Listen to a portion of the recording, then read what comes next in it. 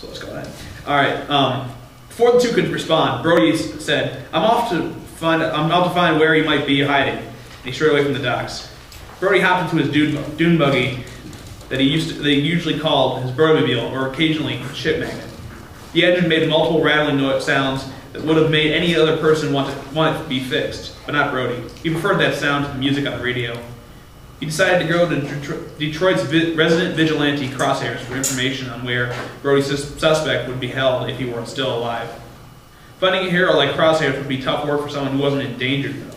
So Brody came up with a brilliant, by his standards, plan to activate a silent alarm of a bank and wait inside until Crosshairs arrived. Of course, he didn't want to incite a panic, so he planned to do this as peacefully as possible. He drove to the nearest bank and went inside. As he walked into the bank, the people inside screamed in terror at the man in the mask. The security guard pulled out his pistol and fired 3 shots at the man before he could try to explain himself. The bullets fell upon striking Brody, which frightened the people in the bank to the point of running out into the streets. Even though his plan didn't work accordingly, he picked the most comfortable chair and sat there until the sound of a motorcycle engine was heard outside. The man that entered the bank was clad in Kevlar body armor from the neck down, and his helmet protected his head as well as his identity. He dashed into the bank, finding cover behind the desk. He drew his pair of pistols and aimed at Brody's smiley-faced mask, and fired a shot from each gun as Brody attempted to greet him. The bullets impacted both of his cheeks, but Brody's rubber-like skin stopped the bullets and pushed them out of the holes in his mask as they fell to the ground. Though the bullets didn't kill him, the force of the bullets was enough to make him fall backwards off of the chair. Brody pulled out his revolver and dropped it in front of the masked man. He took out a white handkerchief and waved it around, while saying the French phrase for "I surrender." The joke was lost on Crosshairs, as he wasn't even born around World War II and didn't know a word of French, but he did recognize that Brody was surrendering. "What's your damage, Brody? You decided to rob a bank in the middle of the afternoon?" "It was all a misunderstanding. I was just going in here to activate the silent alarm and wait for you. But these people act like they never saw a man in a mask before.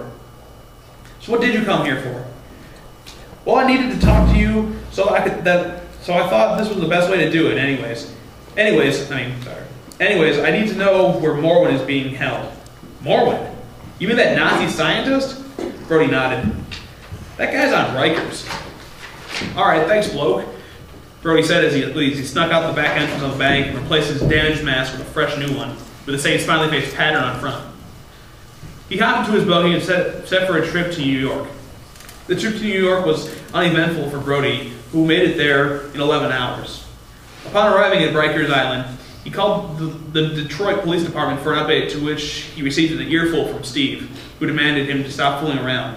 Brody hung up the phone and walked in a fluidic motion toward the prison. Brody requested an audience with Morwen, to which the guard allowed, knowing that if a masked man was coming to Rikers to interrogate a prison, it must be serious. The guard asked Brody to place his weapons in his custody, as he was a guest at the prison, to which he agreed and gave him his revolver and his knife. Brody was guided to the lowest level of the prison, where Morwen was held. The man behind the bars wore a pressurized suit to protect him from the far from pure air. His face was sickly pale and his ears were pointed.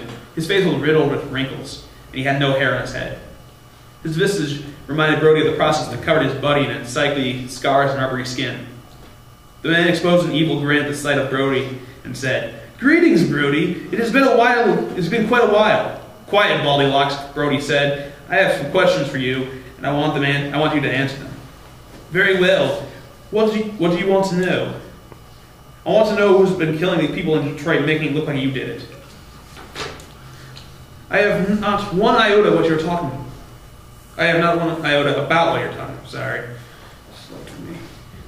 So you're telling me that I wasted my time coming here? I designed you to be immortal. Thus you cannot waste time." Brody told the guard that he was done with him, and he was ready to leave. Morwen grinned once more as the masked man left.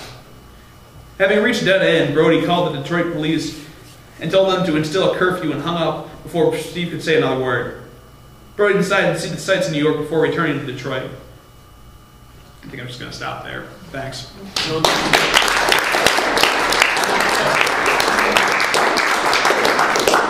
I've got a question. You know how to work this? I just got to know what's in the utility belt.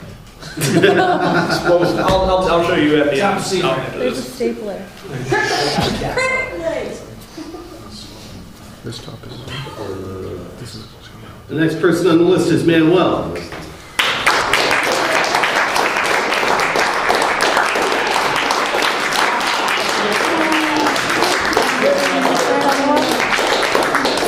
This is perfect timing. This is perfect timing. You grabbed some cookies there, Jim. There's cookies there. This is perfect timing because on Sunday I saw Jim at the Haitian fundraising event at Cafini's on the Secor. That's where I wrote this poem. So this is called Haitian Queens. No kidding. Anastasia. Quaker Faker.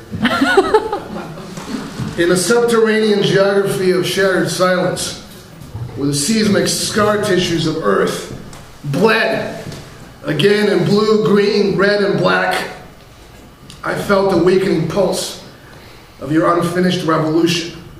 From the dawn of the 1790s, when the slaves of San Domingo and rank-and-file soldiers of United Irishmen broke singed Sacramento bread before the executioners rounded them up and hanged them one by one, to the last 2 decades of the inglorious, perpetually warring 20th century, when the new empire without colony gave you up to the infernal torture chamber of the Duvaliers. Father Aristide, your theological insignia of liberation arises as a starlight salt in a sea of negative dialectic, which Hegel abstracted from the voodoo arias of sugarcane freedom he heard in the ferocious drumbeats of slaves who discover their souls in their merciless revolt. Toussaint Louverture is your dying body enchained by Napoleon's falsely heroic despotism, haunted cruelly by Desade's wet dreams that renditioned so many surrealists on the St. Helena of ludic genocide, ready to resurrect and water the gnarled tree of imperfect liberty you planted so hurriedly on the slashed and mostly burned field of Atlantic memory. As the crucified bodies of pulverized proletarians rush headlong into the burning bowels of the earth, like so many matchsticks lit and crumbling into the whirlpool of verdant volcanic ashes, I touch the scalding bone of your Jacobin hopes and hum the radical rhythm of your anointed blood.